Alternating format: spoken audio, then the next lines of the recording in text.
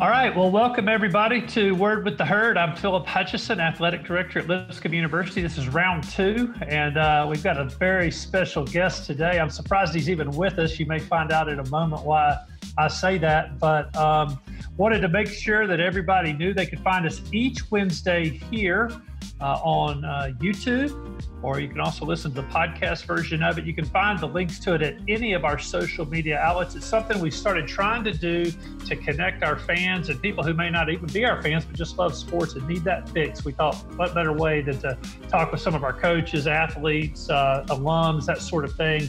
Maybe you learn a thing or two. Maybe you're out doing some yard work, getting a little exercise up and down the neighborhood, something like that, and put your headphones in and listen to this, and hopefully have a good time while you're doing it. So check us out on any of the Instagram, Twitter, Facebook, Snapchat. It's all at Lipscomb Bisons. If you go to YouTube, the channel is Lipscomb Bisons. And if you have any questions that you want to give any of our guests, some of you did it even this week, and we'll get to those in a minute. You can email those. You can DM us, of course, if you want to, on those social media outlets. But you can also email us at athletics@lipscomb.edu. So last week we had men's basketball coach Lenny Acuff. Had a lot of great response to that. I think people really enjoyed it and had some questions and some interaction. And so this week we decided to go with another Lipscomb legend. Probably, I guess maybe our most senior coach on the staff now. Is this correct? It is correct. I thought maybe you were just going just a little bit less hair than Lenny. Well, let's see. I was trying to think who else we could go with into the department. So we're definitely starting with the clean-shaven look, and then maybe we'll move on from there. But I'm going to try to do this. Well, go ahead and tell you. I'm going to little build up for our guest here in just a second. But again, I'm Philip Hutcheson. I'm coming to you from my house. I just had some delicious huevos rancheros for lunch. I know that my guests would enjoy that. And you'll even see a picture of those at Fuel the Herd on Instagram tomorrow, at Fuel the Herd, for our Winning Plate Wednesday. I hope I win, but even if I don't, you'll see what I had for lunch. We're taping this on a Tuesday. And that's another one of our great social media outlets. So check that out. And then Brandon, I've kind of given away the first name here, but Brandon, tell us where you are, and then I'm going to give a quick auctioneer-style rundown of kind of your brief list of accomplishments. But where are you coming from right now? I'm coming from the kitchen table. The kids have commandeered the deck for their couple Zoom calls, so I was like, okay, you guys stay out there. I've got inside here and kitchen table, and just enjoying early afternoon. Yeah, so we all understand what's going on here. The dog's at our feet, and the kids are running around, and the Amazon guy's leaving something at the door every 3 hours, and all of that. So just bear with us. But I'm going to go down this resume really quickly, and then I want to start maybe with even as late as yesterday. But let me read this first. Brandon Rosenthal, head volleyball coach for Lipscomb University. Just finished, I'm going to try to do this in one breath. Just finished his 17th year here, 7 NCAA tournament appearances, 6 ASUN tournament championships, 6 regular season ASUN titles, appearances in the ASUN championship game in 9 of the last 12 seasons. I've already taken a breath. 14 consecutive trips to the ASUN tournament. At one time had a 46-game conference match winning streak as a coach here at Lipscomb. He's had 8 players of the year while coaching at Lipscomb, 2 defensive players of the year. It says 1 setter of the year. I can't believe we've only had 1 setter of the year. They must not have used to have given that award out, because I certainly could think of more than one that would have been setter of the year. We might talk about that later. 9 seasons with 20 or more victories, 2 undefeated ASUN seasons. So all of that to say, coach of Lipscomb volleyball, Brandon Rosenthal. Brandon, welcome to Word with the Herd. Thank you. I'm pumped to be here. So we've had all that build up, and now I'm actually surprised that you're even here right now, because yesterday you went through the Mamba challenge. Now, if you've been asleep for a week, or you've been under a rock, or not following anything on social media, maybe you don't know what Mamba challenge is. So give us a little background. 24 miles in 24 hours. Amazing. So just kind of give it, how did this come about? What made you want to do it? How was it? I got a bunch of questions about this. I'll get to coaching and volleyball and all the rest later. But first off, I want to know about this Mamba Challenge. Yeah, it's a crazy idea. We were having dinner at a recruiting event with myself, Rachel Ferguson, our assistant coach, and Fritz Rosenberg, who's an assistant coach at Ball State. He asked me if I had heard of this 4 miles every 4 hours in 24 hours. I said I hadn't, and he knows kind of who I am. And I mean, I guess I was just the sucker because he was like, "Oh, you think you could do it?" I was like, "Yeah, I could do that. Come on." And then his next response was, "Well, I don't think you know how hard it is." And I was like, "Well, I mean, come on. 4 miles every 4 hours. Yeah, I could do that." How hard could it be? Just at kind of simultaneously, we were looking to wrap up Mamba Mondays. It was my homage to Kobe Bryant and kind of this whole thing where I wanted to be able to teach our team about who Kobe was. A lot of them know who he is through his shoes and, things, ancillary things. So I was kind of like wanted to educate them. So the whole idea was Monday, let's inspire each other to be great for the rest of the week. And so as we were coming down to the end of the spring semester, I said, "Hey, we've got to wrap it up for the spring. We'll pick it back up in the fall." And it fell into our laps, literally. Rachel's the one that said, "Hey, that would be a great way to finish the year." So there we were. I mean, we had lunch at two of Lipscomb alums restaurant in Southern Indiana, the 1894 Lodge, from Logan Hostetler and Chrissy Hostetler, and strong, it was just strong place, by the way. So unbelievable. If you are in Southern Indiana or in Louisville, Kentucky, please do me a favor and go see this place or follow them on Instagram. We had an unbelievable meal that night, and this thing evolved into what we just did yesterday. So it was a fun day. I was kind of interested just to see how far we could get the reach. Right. I was completely blown away by that. Just not only the reach of Lipscomb volleyball, Lipscomb athletics, Lipscomb as a whole, but and volleyball, the volleyball world, but just I was somewhat shocked of how many people watched. Yeah. Because there was 1,000 videos of me talking, and but the other thing too, as it developed, we wanted to highlight the city, because we found this kind of unique opportunity where I was going to be running in Nashville, an empty Nashville. I mean, how often does that ever happen? And then obviously, the devastation of the tornado, is crazy. Just being over there, I'm sure like you got tons of questions, like how close was the tornado? And, it's maybe 5-6 miles as the crow flies, but it's wild because here we are, I live in the Green Hills area and nothing happened here. And it feels like worlds away. So to be in that and see it, and obviously these are places that we visit all the time and are popular with, especially our student athletes. So it was an amazing day. It truly was amazing. I've been running quite a bit, obviously during this time, but even leading up to it. So I wasn't worried about the 24 miles. I was, interested to see how the 6 different runs. I'd run 3 times a day, quite a few times, but 6 runs was the starting and stopping was probably the hardest thing of it all. Yeah, just getting moving and then having to do it all over again in just a few hours. Now, and you mentioned this, so I want to encourage people, if they haven't done it, go on Instagram and either go to @Rosenthal LUV or go to @Lipscomb V-Ball, the letter V ball, Lipscomb V-Ball. And you can see on Instagram, see the whole story, see a bunch of pictures, things like that. And I did think it was really cool how you had gone around to different parts of the city. And really, it was like a little tour guide of the city if you watched all day. So now I noticed in between, your pit crew was finely honed. You had like a special drink. You had our Normatec recovery call them boots or leg sleeves or whatever, straight out of the training room, obviously. Got the Normatecs, and so you were able to get your legs back right away. So looked like you had given a little thought to the in between time as well as the run time.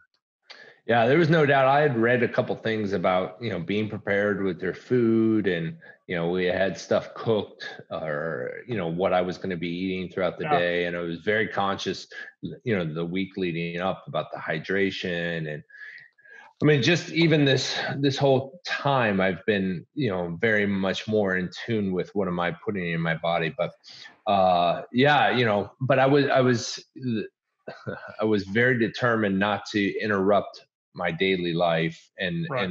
our daily life right now is, I'm the headmaster of Rosenthal Academy right now, and Oof, we that had sounds chores. tough. We had to fold laundry, and Jack wanted to go shoot hoops, so I had to go and rebound. So there was definitely some times where I was like, wow.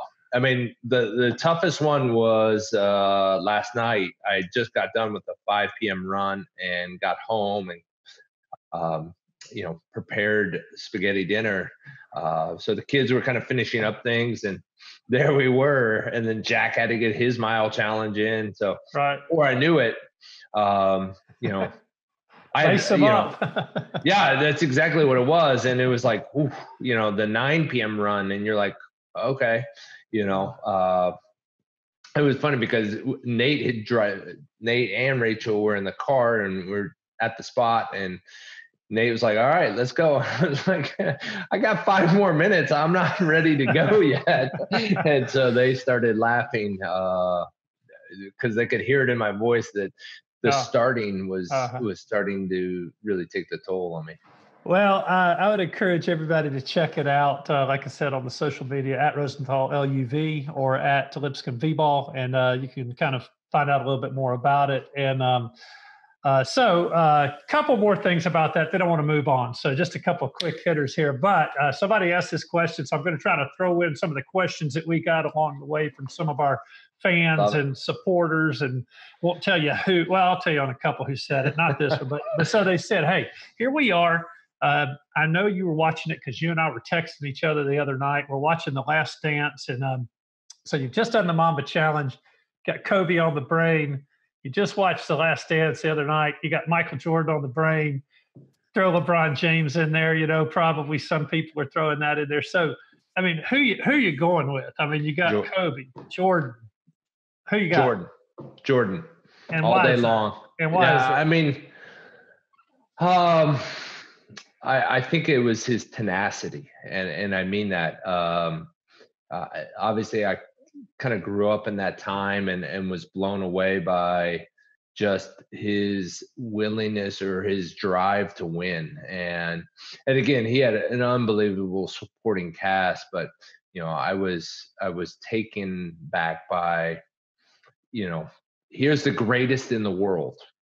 And you hear about the routines of getting ready, and even beyond that was, part of his routine was to play golf regularly, on days of games. So here we are, we're telling our athletes, hey, we want you rested, and here's this guy, the competitiveness in him said, no, I'll be ready, but I'm going to play golf today, and there's nothing you're going to say or do about that. So it's just, I don't know, I'm really fascinated over the last 5-6 years about greatness and what it takes to be great. And so Jordan personifies that as far as the preparation, and then again, just his the way he played the game. It's incredible. And again, Kobe, LeBron, I mean, the numbers are very similar, but I do think championships matter. And yeah, 6 for 6. 6 is, yeah. I mean, it could have been more, as we're starting to learn. And Right. I don't know what they were thinking, because I'm telling you right now, I've said this as a coach, hear me when I say this, win now. Okay. Yeah. You read off some awesome numbers. But people don't realize, and you and I have talked about this so much, how hard it is to win a championship. And so, we've been fortunate. We've won 6. We've been to the NCAA tournament 7 times, but it has now been, I guess 4 years since we've been back. And I am obsessed with figuring out how we get back. Yeah. And I'll be very, very, honest with you, it scares me, and I don't mean like I can't sleep, but it scares me from a professional and somebody that strives for greatness that I might never get back. And so it's that's tough, I'm sure, because people say, oh, okay, well, there's so much bigger things. I get it, but as a coach, you want to win. And you'd be hard pressed if you push people to be truly, truly honest in the coaching industry, that didn't have that same, notion. And again, I've been doing this for a while, so I have more of a perspective and the bigger picture, which we saw, yesterday. But it's you got to win, or you want to win. Yeah, win now. That's interesting. I don't think I've ever put it that way, but I mean but you're right, and you and I have talked often about how few, even if you're the closest fan, you still don't realize from the inside just the day by day by day grind. And I mean, not even the day by day, but maybe the morning to the afternoon grind, of what you think your day is going to be like that morning, and then what it turns out to be that afternoon, or vice versa, or that evening. And it's really just 24/7, 365. And it's very, very difficult. And you don't take it for granted, for sure. Yeah. And if you watch The Last Dance, think about this. The Bulls have been rebuilding for 22 years now.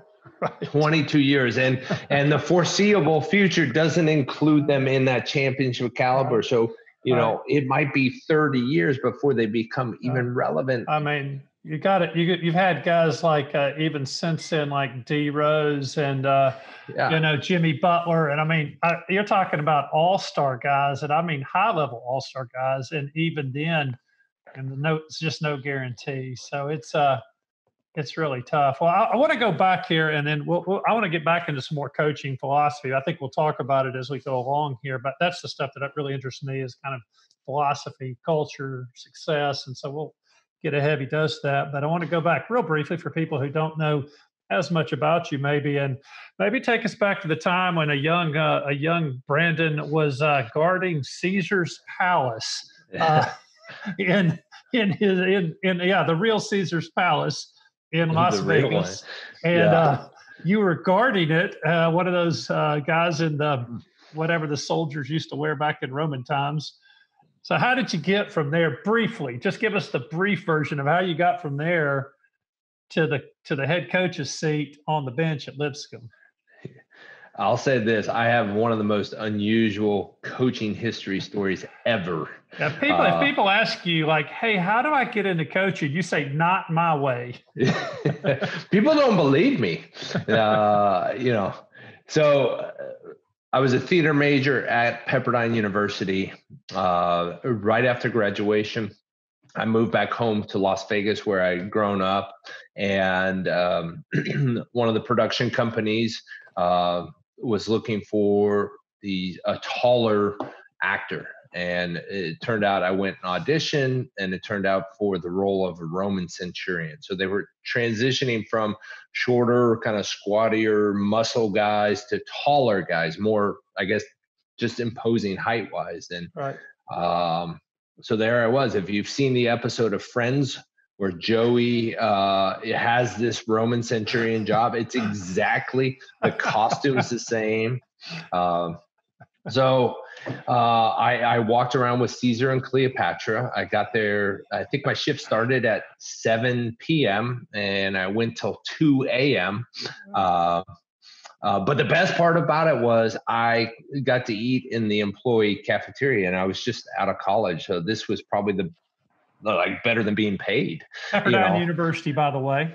Yes. Went to Pepperdine. Yeah. So there I was handing out gold medallions, and people lost their mind because apparently they thought what I was handing out was real gold. And when I say that I've seen a lot in Las Vegas, it was crazy. I stood up on a bank of slot machines and did this whole production, and people went crazy because I had medallions, and I still have some, and wear them from time to time. And it's people always ask if they're real, and I said, well, they're real if they're heavy, So, but yeah, and then I went back to work for Pepperdine for a couple of years and met my wife there, who was in law school, and we moved back here so she could take the bar exam. And I had a job selling radio advertisement, which was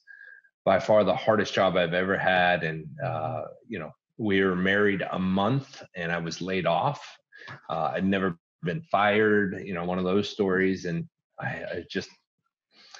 I truly said to myself, I'm not sure this is how marriage is supposed to go. I'm a month into it, and I have no job. I don't know what I'm doing. I'm in a city I don't know. So fortunately, Steve Potts, who was the athletic director at the time, came from Pepperdine and knew my kind of antics with sports marketing in the Pepperdine athletic department, and offered me a position as a graduate assistant to do marketing and promotions. And I did that while waiting tables and going to grad school, getting my MBA. And one day I just happened to walk through the volleyball practice, and head coach Kim Barm was the coach, and I was watching and realized they didn't have an assistant coach. So I approached Steve about it and said, can I help? He said, yes, but you have to do marketing. And so there I was, truly burning the candles at both ends, where I was, going to practice, doing all the marketing.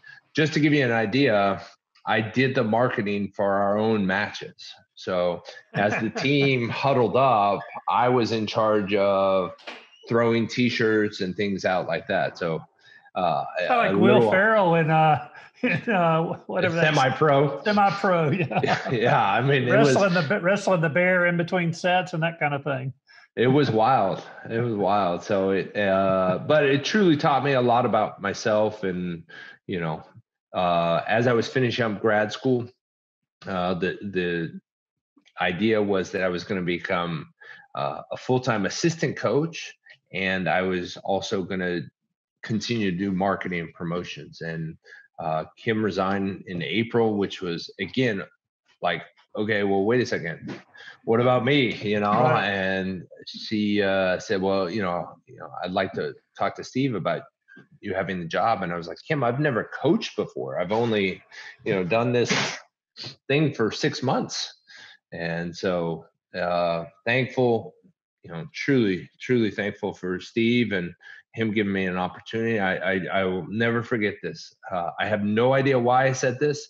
It might be one of the dumbest things I said, but I told him when he offered me the job and got the job in the end of June of 2003, I said, hey, we'll win a championship in 5 years. And I mean, this program hadn't won more than 4 matches in a season. So now we're consistently in the top 50 to top 100, or even a little bit on, lower than top 50 at times. And we were 330 or something back then. I don't know. We were way close to the bottom. And so, yeah. I remember Steve said, Brandon, that's great that you said that, but I just want to make sure we have a team next year. It was just one of those things. Yeah. I mean, and there I was, never coached before. Well, so somebody asked this question. It's probably a good time to put it in here. But so here you are now, 20-ish years almost later. What advice does 17th year in the business, Brandon Rosenthal, give first year in the business, Brandon Rosenthal, that maybe you didn't know, or that you maybe knew a little but really didn't know? Or, well, looking back now, if you could go back and tell yourself, like, hey, you really need to know this, or this is key, would there be anything that just jumps out at you? Or Yeah, I think it's things are going to work out. I lived and died on every decision, and some of that was until you have the experience of insert whatever.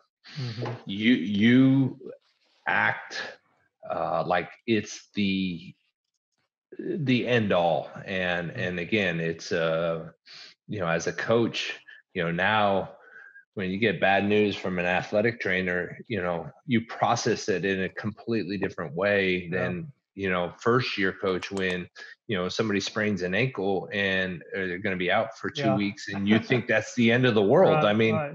Just we lose might your as well mind. just, yeah, we might as well just pack it up, like, and now there's no emotion to it. There's no reaction to it. It's you've already thought three steps ahead of it, and Yeah, so I think about that often, because I think that that's something that I'm always interested to hear other coaches, and regardless of volleyball, any coach, like what is the one thing. So for me, it's I remember those first 4, 5, 6, 7 years where I thought every decision, and again, they're important decisions, but I sure, thought sure, every right. decision, like, I just worried is probably not the right word for it, because I obsessed, and That's probably the right word. yeah, I quickly found out that if you're doing things the right way and you have a plan, things are going to work out, generally speaking. And again, I think probably I could definitely have done a better job uh, showing that leadership towards our student athletes. I was never afraid to react in front of our student athletes, and I'm sure they're like, "What is this guy thinking?" Yeah. Well, it makes me think of a couple of quotes I've heard. Dean Smith, who was Michael Jordan's coach in college at North Carolina, by the way, at one point I read, he said, if everything is a matter of life and death, you're going to have a lot of problems, beginning with you'll be dead a lot. Yeah, I mean, And then I heard somebody else say, you don't preach poise by exhibiting panic. yeah, And as a coach, I think that's a big one, is when you as the leader, you know, your team is going to take their cues from you. And so I can remember, just to think of one of many, I can remember Jewel Dobson going down with a torn ACL. And when we were playing, I think Missouri and Kansas, can't remember, maybe a tournament where they both were in it. But in any event, during Missouri, I remember Molly Spitznagel twisted her ankle and might have been out for the year. I mean, she was out for a lot against Kentucky in warmups. I mean, it was yeah, in warmups of the Kentucky match. And so you can think about times like that where you can either lose your mind and, exhibit panic, and then the rest of the team's going to be the same way, or you can just kind of, as they like to say in some circles, move the drill, and then you just yeah. keep on going.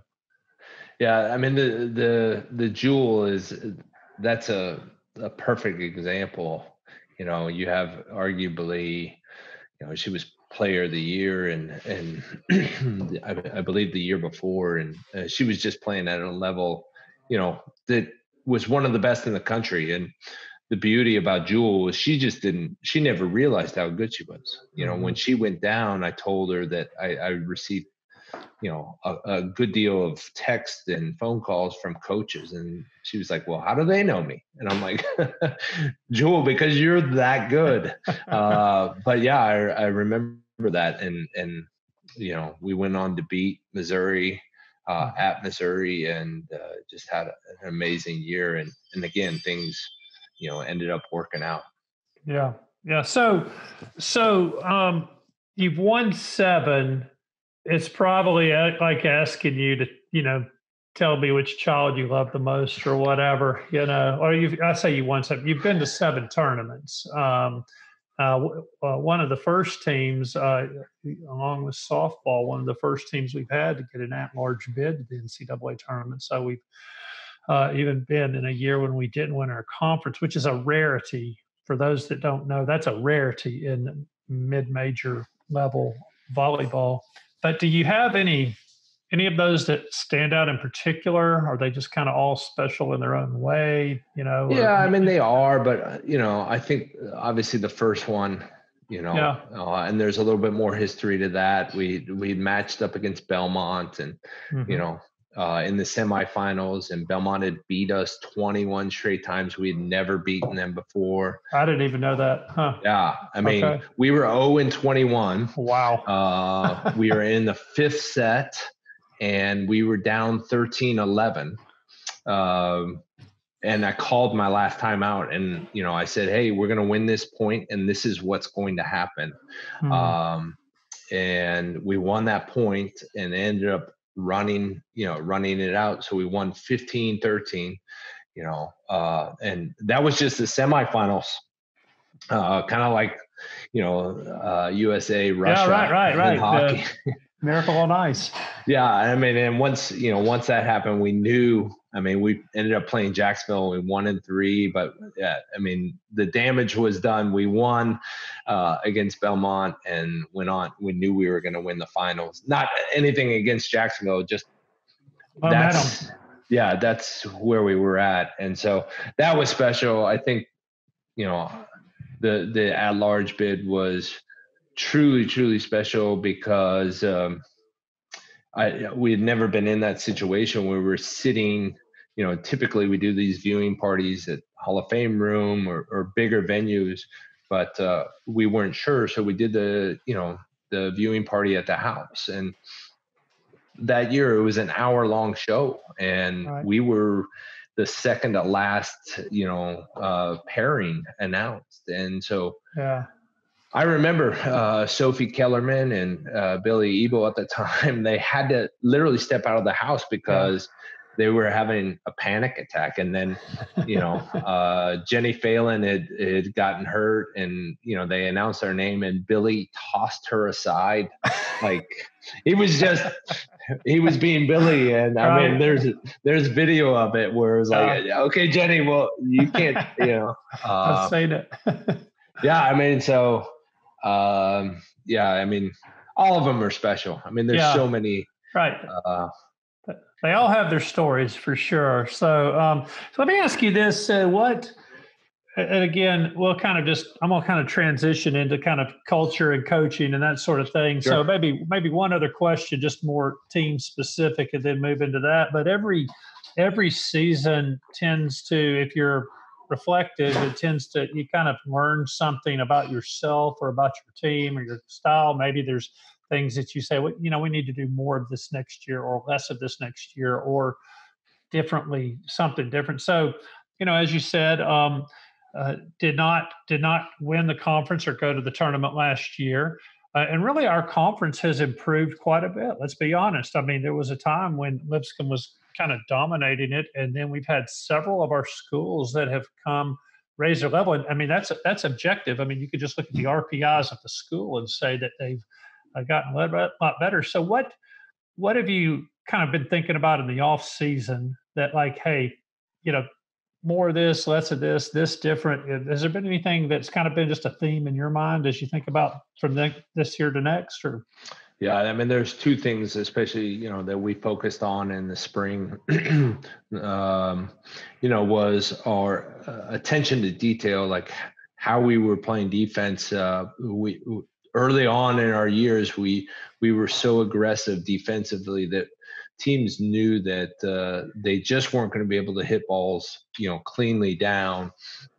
And what ended up happening was that in turn added to the pressure that we applied in that transition. So defense to offense. So we were very, very good for years at digging balls and then, immediately on that ball, putting it away. So we then trying to figure it all out. We were coming up 2 points short. We really started to look at our numbers blocking. And so we put a lot of emphasis on blocking. And what we found is our blocking numbers have gone up, but our scoring has gone down. And so we're kind of going back to this old adage that, our style of play is going to be what makes us great. And so it's hard. It's been a tough lesson because, no decision has been a bad decision. It's just, right. These decisions take 2 years, 3 years, right. To come to fruition. So all of a sudden, when you see something out and you can see the numbers and there's enough numbers that are there, and you realize, wow, we probably should have just kept going along that same path. It's hard as the one person that's been there the entire time to say, man, we got it wrong. I don't think we got it wrong. I just think that, we had something pretty special, and so we're going to really try to put that in play over the next couple of years. So I would imagine our block numbers will still be around the same, but our propensity to score has got to increase. And when we were at our best, we were one of the best in the country at it. Yeah, that makes total sense. So let me ask you this. I've had other coaches who we've hired since you've been here, since I've been here. And one of the things that I've encouraged them to do, especially younger coaches, is to talk with different coaches in our department. You've been very gracious to talk to several of them as they've come in and started to establish their own mark on their particular program, their coaching. I've really always encouraged them to talk to you about culture and just kind of developing a culture. Talked with Lenny about this a little bit last week too, and some of it has to do with style, like you just talked about. I mean, Wisconsin and Nebraska do not play the same style of volleyball, depending on who you've got and that sort of thing, and or whoever it might be, Lipscomb and whoever. What can you tell? What advice can you give, or what kind of thoughts can you give a new coach or an aspiring coach about building culture? Because I think really that's one of the things that I feel like Lipscomb volleyball has been best at. It's first off, that's a huge compliment, and I love that. Again, the championships have been awesome, but what we see off the court.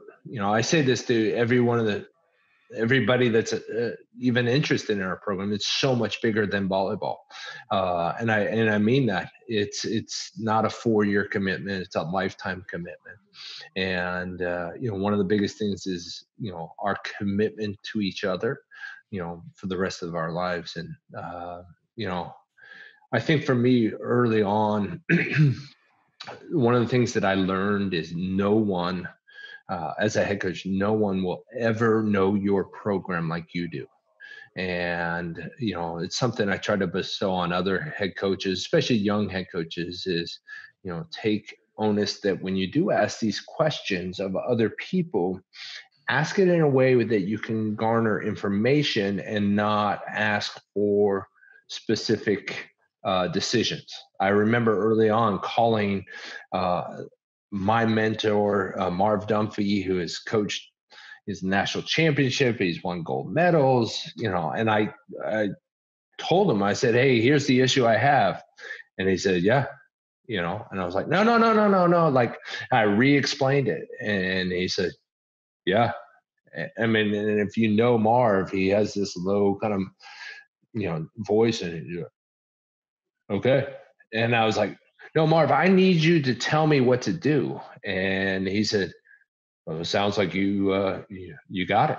And I was like, no, that's the whole reason I called you today. So, and years later, I finally got it, was like trust in your ability to lead and trust in the plan that you have. He can't make the decision for Lipscomb volleyball. It had to be me. And he wasn't even going to, the funny part was he wasn't even going to entertain it. He'd listen, but he wasn't going to entertain it. So, I think leadership and culture go hand in hand. I think enthusiasm Uh, I would say this: sincerity is a huge piece. You are asking 18 to 22-year-olds to be completely vulnerable at a really challenging point in their life. I mean, we're starting to learn more and more that 18 to 22 is an amazing time, but it's also a really scary time.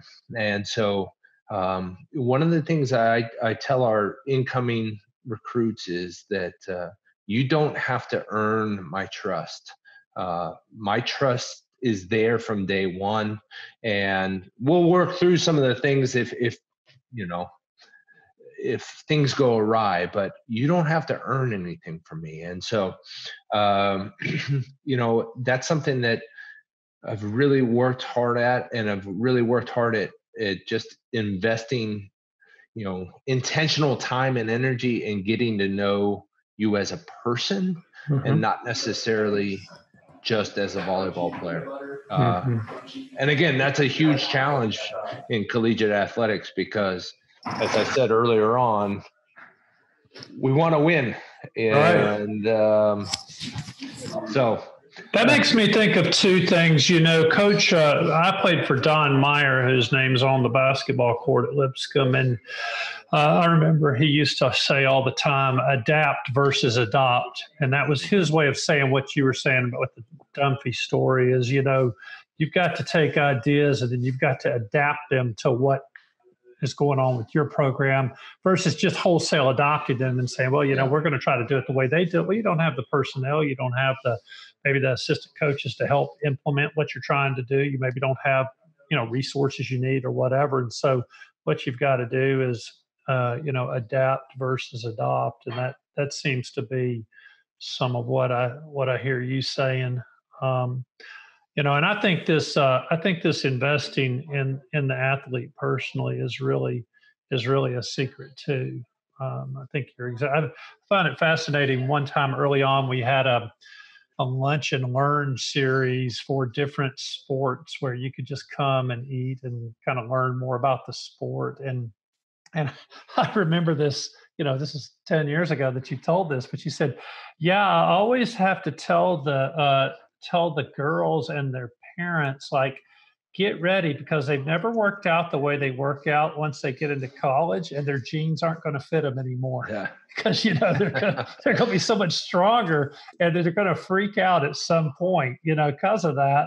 And I'd never thought about that in a million years, but that's the kind of stuff, if you kind of get to know your players, you end up learning, well, that at some point I better tell them that, or they're going to be worrying about things that don't have to do with yeah, succeeding at volleyball or life. yeah. That's a great thing, and we tell it to every one of the parents. I mean, you think about it. They come in July or August, and by September, I mean, their jeans don't fit. And for an 18 to 22-year-old female, jeans are kind of you Right. know, that's the uniform. They'll spend $300 on them just about a mile down the road from us at Yes. some of And those so stores. Well, when our those players don't won't, but some people will. when those don't fit, and again, we kind of chuckle at it, but as small as it is, I mean, this is the first time they're away from home. Things aren't going well. Maybe, uh, whatever. And then the one thing that they could count on is it doesn't fit, so we kind of preempt that Yeah. and try to let both the student athlete and the parents know, hey, this is what is to come. And Yeah. so when it does happen, my hope is they're like, oh, okay, well, this is exactly what Brandon had mentioned. Yeah, speaking of this is maybe a rough segue, but I do want to get this question in. I want to talk a little bit about recruiting after this, but talking about the uncertainty that an athlete naturally feels, certainly right this moment has to be magnified for a lot of our student athletes just with the whole coronavirus situation and had to go home early. They're not working out together. They're not hanging out together. They're taking online classes. They're not coming back this summer like they normally would because, we're not having summer school on campus. who knows about the fall right now. How are you guys navigating that? What are you trying to reinforce or think about? What are some of the things that you've tried to do in response to that uncertainty? I think it comes down to one thing, and that's communication. It's something that we invest so much time, even when things are going right. Let's say this fall is just constant communication, and I don't mean talking to talk, but I mean, again, you deal with a group setting as a team, and then you have to follow up, individually, and it's something that. Nobody has the answers to right now at all. But I hope, or my hope is that our players, when they are talking around the dinner table with their parents, and the uncertainty just continues to rise and rise and rise, that they're able to say, you know what, I promise you this. I know Brandon and the rest of the coaching staff will be on top of this because they told me they would. And as soon as we need to know something, they'll let us know. And again, it takes constant communication. And this is something I think that, is the difference in good and great teams. I think it's the difference in bad and good teams. It's just, it has to be. And so one of the things that I think is really hard, especially in our program, is I'm not afraid to tell you the truth, and I'm not afraid to tell you how I feel. And, for 18 to 22, or even, staff members, that's hard to hear sometimes. But what I've tried to do is take out the guessing game of, what is he really trying to say? Or, do you think he really feels that way? And, if I'm telling it to you, that's exactly how I feel. And I want to take out that middle area there. So the communication is huge part right now. And so I'd say this to any coach: you have to find whatever the niche is to communicate with the players and that right levels. I mean, Zoom was amazing, 3-4 weeks ago. And I would imagine right now, if I sent another Zoom request to our players right now, as they're preparing for finals, they would roll their eyes like, oh my goodness, not another one, but, so you kind of have to, it's the ebbs and the flows. Sure. That makes sense. Well, I want to ask you a couple recruiting questions. Definitely can't get into it the way I'd want to. We may have it down the road. I may try to get several of the coaches together and just talk recruiting, because I find a lot of fans really care about that, and probably that's the way to do it. So what I'm going to do is just ask you one question right now that has to do with it. Then I want to move on to a few other things and try to kind of hit our mark here on time. But, you're walking into, I've been to some of these volleyball big national tournaments in Orlando or Indianapolis, Atlanta, or Chicago, wherever. So you go in there, there's 120 courts. It looks like popcorn, just all the volleyballs up in the air. There's literally probably 10,000 people in there, all yelling, screaming, whistles blowing, just total mayhem and chaos. You're probably missing it a little bit right now as I say all this, but you're looking for a Lipscomb volleyball player. Now let's just take out, you're looking for a middle or an outside hitter or a libero or whatever. We understand that there are different positions, so you'd be looking for the position you're trying to fill, but you're looking for a Lipscomb volleyball player. And you look on the court and you say, that's a Lipscomb volleyball player.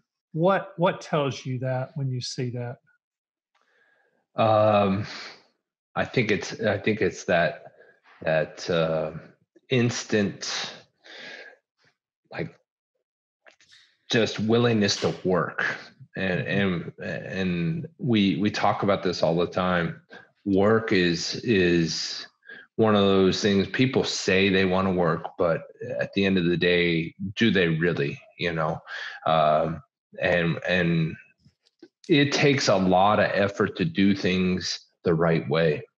So for instance, if we're watching a court, does the star player cover. Now, covering is, the off chance that the ball gets blocked and you're in the right position. What I always say is, we don't have to, we're never going to get every cover ball, but we have to be in position to get every cover ball. And so, again, if you're the star player, I mean, is that really important? And so we're looking for those things. We're looking for, the coachability.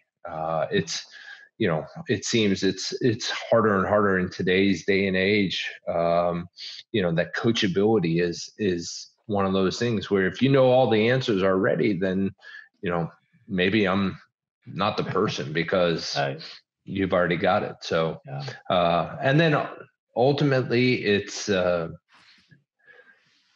you got to want to win. Yeah. And you can see that the people that are just there, and then the people that want to win. And again, it's not necessarily the people that are playing the whole time. It's, are you into the game when you're on the bench? Are you, giving information that, is valuable to a teammate? Or it may be that Sunday morning match when you're playing at, 1 p.m. because your team didn't do very well on Saturday. And so you get punished by having to wait till the end and you play at 1 p.m. Everybody else is driven off. They're picking up half the courts already. Yep. You're over in the corner playing in what I call the cardboard division because you don't have gold, silver, bronze, and you're down in the cardboard division, but you're still running out the back of the court to try to hit one back over your head to get it back in play. Yeah, I mean, it's just you look at some of the greats that we've had. I mean, it was instant. You didn't have to watch very long to realize they wanted to win. They not for themselves. They wanted to win for the team. Yeah. And so that's it's pretty special. And again, because of what's happening with youth sports, it gets even more and more apparent that the people that have invested in themselves for the team, and then the people that have just invested in themselves. Yeah, we talked to Lenny Acuff last week. And by the way, we do this every week, Word with the Herd. So if you want to hear Lenny's, you can go back and look on some of our social media outlets and find the links to that. And certainly on YouTube as well. But I remember at one point, I think we talked about it last week. If not, he and I've talked about it plenty of times. He says, when he's recruiting kids, or young people, I should say, really, he's he kind of has three categories: like it, love it, and live it. Yeah. And you kind of work with a love it, but you win with a live it. And that's kind of what talking about this attitude. I mean, for those of maybe parents who are out there listening, or maybe even there's some young people who are listening to this right now, I'll always remember the story somebody told me about Tyler Hansborough, who played basketball for North Carolina 2008. I guess maybe they won the championship in Detroit. I might be off by a year or so there against Michigan State. But in any event, when he was in high school, the North Carolina staff was watching him, and at a high school game, which doesn't happen a lot actually, but they were there. He fouls out. There's a timeout after he fouls out. He goes and he walks to the water cooler down at the end. And I've seen plenty of people, and you have too, who go out of the game or out of the match, and they go off and sit by themselves and put their towel over their head or drink water or talk to somebody or whatever. So Hansborough goes over to the corner to do this, and he gets to the water cooler, and they're thinking, what's happening here? He gets several cups of water, and he goes and he takes them back to the teammates who are in the huddle after he's already found out. And the North Carolina, whoever it was, Roy Williams or whoever, said, right then I knew that's our guy. That's the guy we want. So yeah, there's some incredible stories recruiting, and again, it's crazy to think what tips our hand, or if you're looking at people, and they're both relatively equal, like what does who carries the bag off the court? Do they carry it, or does their mom carry it? I'm telling you, it's if people knew how small details we look at, and they made that big of a difference, they would change their ways, because Well, what's one or two others? Okay. So these aren't Lipscomb secrets. These are just things that all college coaches are probably. So I just told you one that I know for sure is like, who is mom or dad always carrying their stuff off the court or cleaning up after them or whatever? Are they doing it? Is there anything else you can think of kind of like that, or not Yeah, exactly offhand? that's perfect. As both our kids are in sports or activities, our rule is if you're playing, you're carrying. So it's your bag, and you're also responsible for your own water bottle. Like, don't blame anybody that you Don't be waving me over mid-match to go to the concession stand and get a Gatorade for you.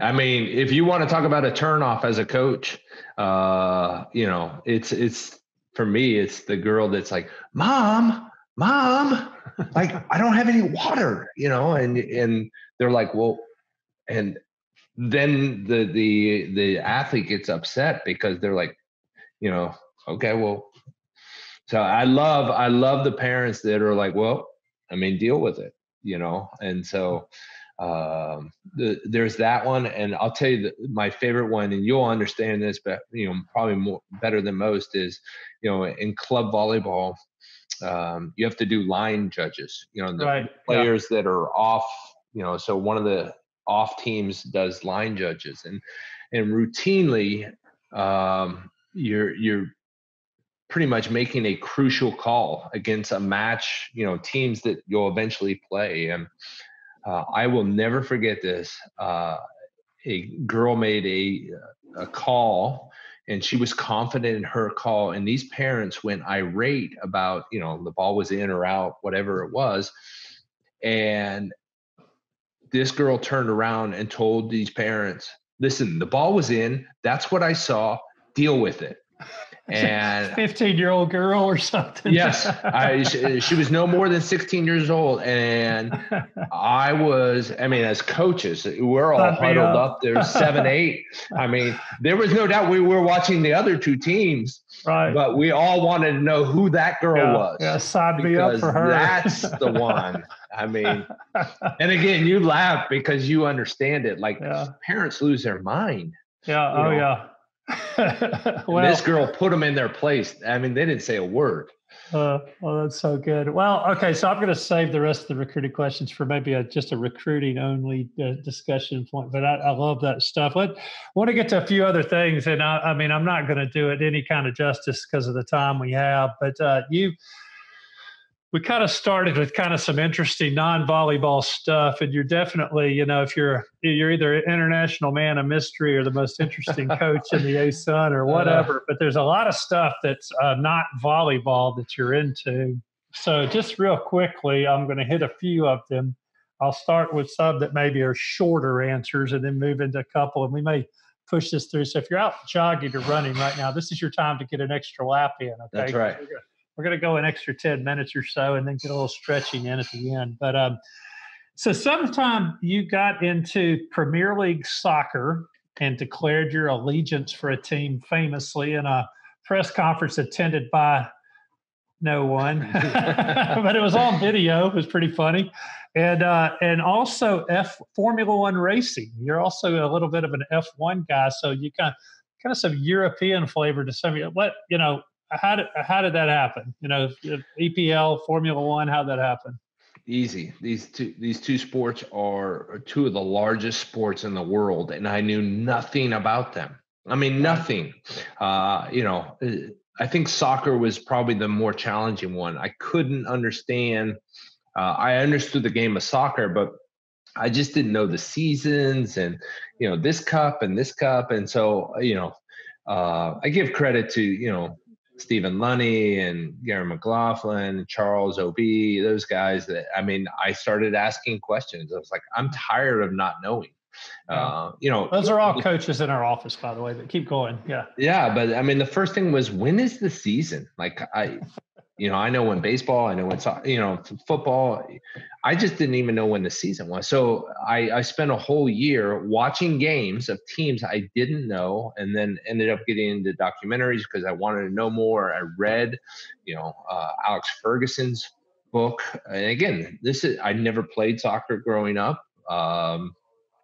but I was ashamed that I didn't know one of the world's largest sports. I mean, the world's largest sport. And then the F1, the F1 thing came about. I watched on Netflix, the F1 Drive to Survive. And the season first 2 episode just ended, by the way, not long ago.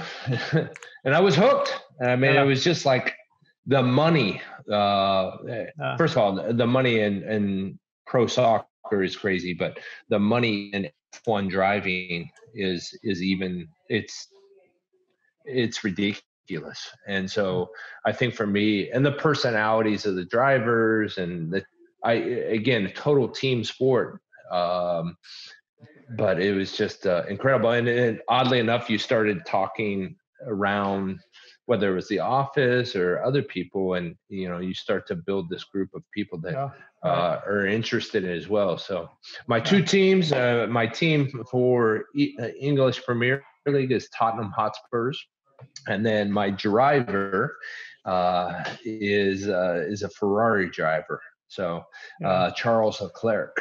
So yeah, we share that. So not the same EPL team, but the same driver. So so when you run, we talked about earlier the Mamba Challenge. You said you've been doing a lot of running. I know one of the things over the years that you've done while you run is you do a lot of books on tape. You do a lot of podcasts.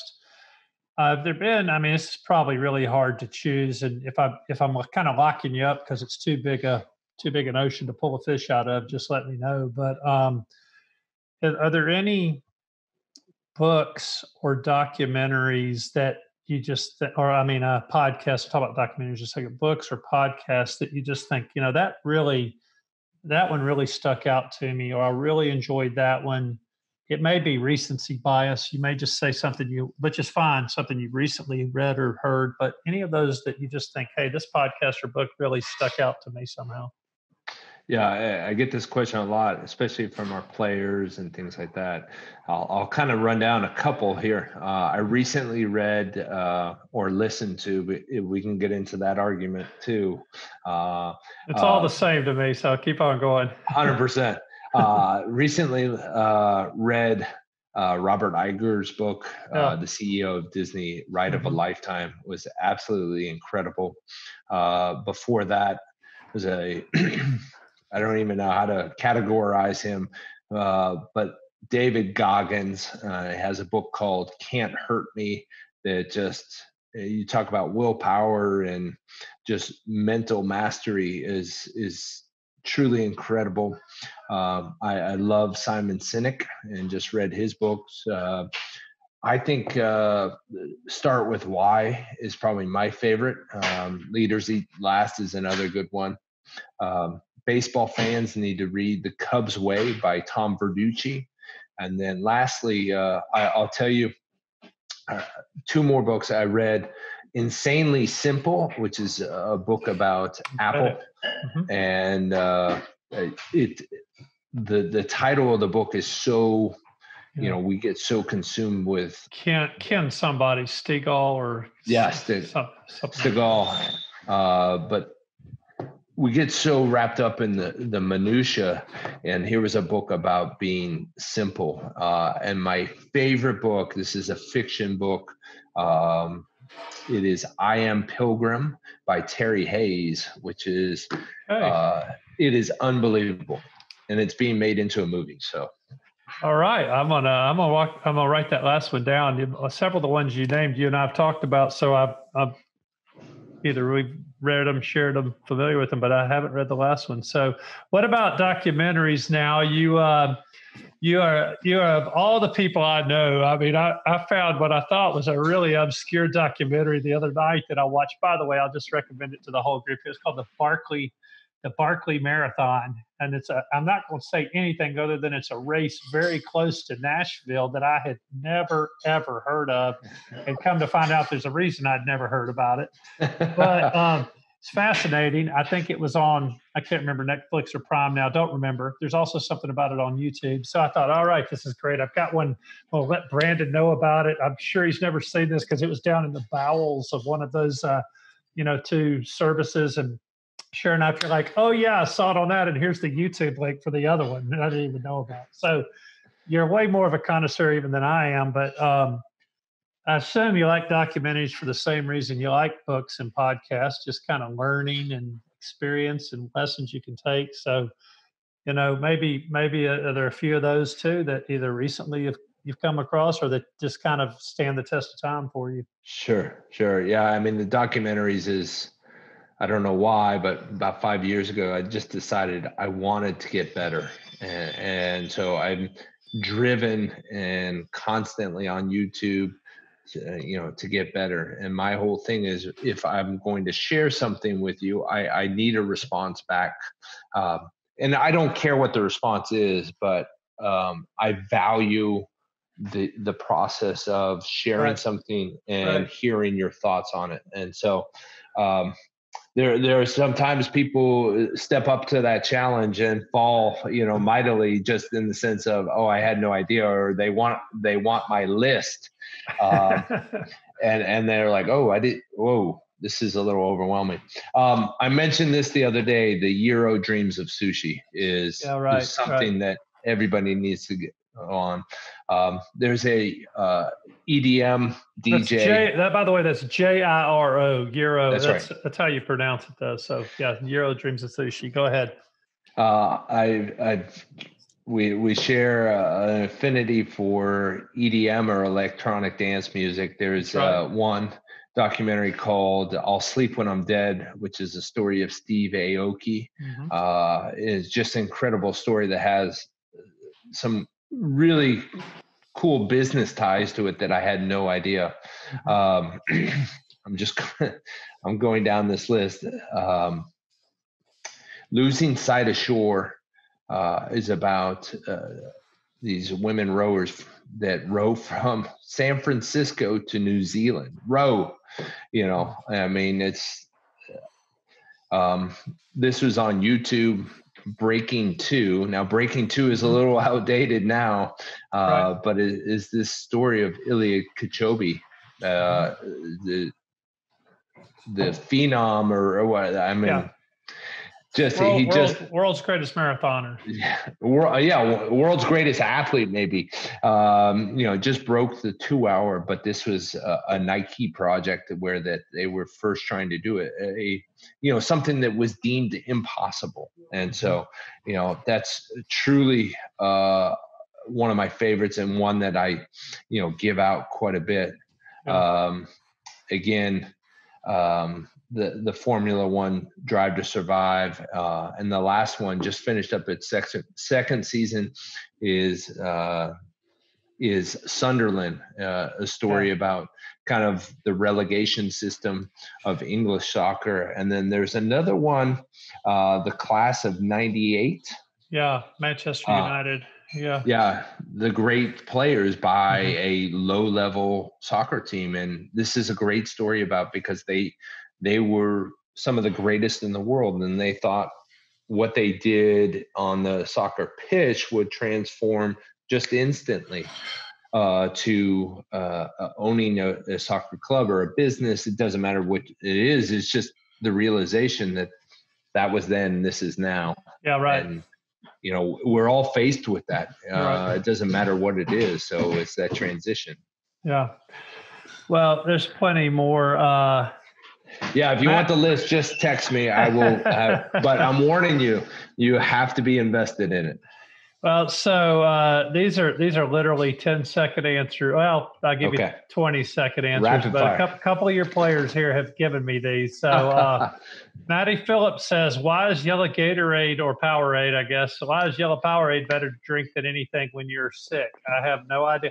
Probably dangerous. I'm asking questions. I don't know where they're going with it, but No, I think it is. I think if you are sick and you need to get electrolytes in your body, it's not just Powerade, Gatorade. It's, you got to go with yellow. And so we've argued over this, that there's no nutritional difference, but I think it is just psychological. It's chicken soup kind of color. Satco or Taqueria del Sol?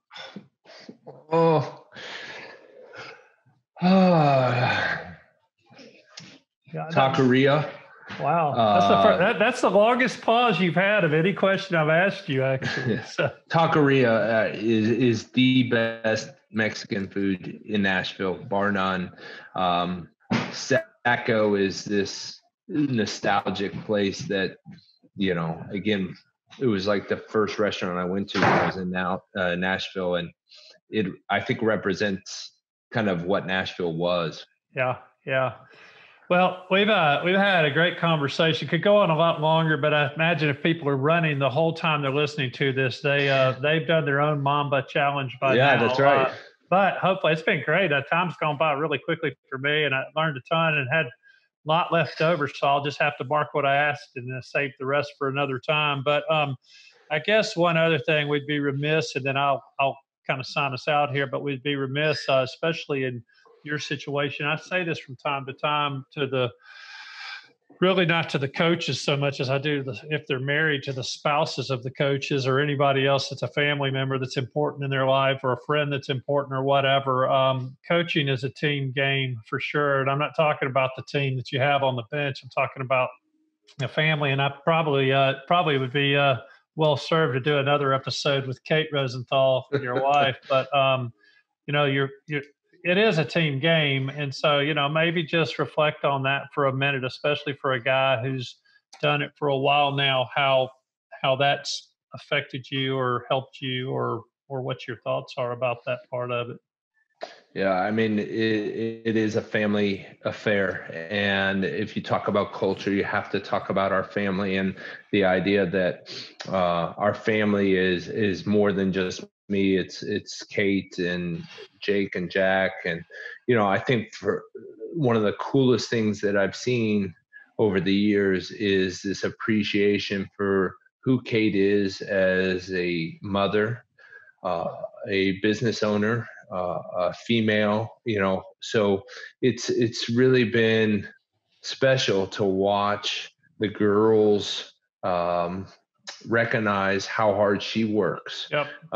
Not only to lead this family, but also to own her own business. And so, when you talk about a role model, obviously this is very unintentional, and I had no idea this would even come about. But I truly believe Kate is one of the most generous people I've ever come across. And to see that affect our girls in just a positive way beyond graduation, and that affinity between our former players, current players, and Kate is really special to me. And it's funny. I think what ends up happening is after they graduate, and get involved, they lean on Kate, quite a bit. And so, and I love that, because Kate, anybody that knows her, is a get after it type of person. And she's not going to let, much get in the way of what she wants to get done in life. And she very much continues to teach me about, being godly. And it's special. It really is, because I'm continually more and more impressed about generosity, and especially now, more than ever in this challenging time, we have to understand what it means to be generous of our time and our efforts, our efforts to do whatever we can to help each other out. Man, that's a great way to put a bow on it, and certainly need to go with a round two some other time, whether it's one-on-one or as a part of a group. I want to encourage everybody to follow our Lipscomb programs on @Lipscomb Bisons on Twitter, Facebook, Instagram, Snapchat. If you go on YouTube, Lipscomb Bisons channel, be sure and subscribe to that. You can catch all of this stuff there. This will be up on a Wednesday, and then it'll be archived after that. So there'll be you can listen to it while you're out doing your thing or driving around. You can watch it if you want to sit this long and watch us. You can certainly, I don't know if you would, but if you want to, that's fine. And then follow our volleyball program, same way, on all the social channels, @Lipscomb VBall, or Brandon Rosenthal, @Rosenthal LUV, Lipscomb University Volleyball Love. So So be sure and follow him, and we'll be looking forward to doing this each week. If you have questions that you want to send or suggestions, follow up, you can DM us on any of the social channels, or you can email us at athletics@lipscomb.edu. So Brandon, it's been fantastic. Y'all stay safe, ice your legs, replenish the fluids, and we'll look forward to seeing you back soon. Thanks for the opportunity, Philip, and absolutely love what this is all about. And I echo what you said. Please take a listen. There's a lot of great things being said, and I appreciate you leading the charge, not only on this, but Lipscomb athletics. All right, we'll see y'all next time. Horns up.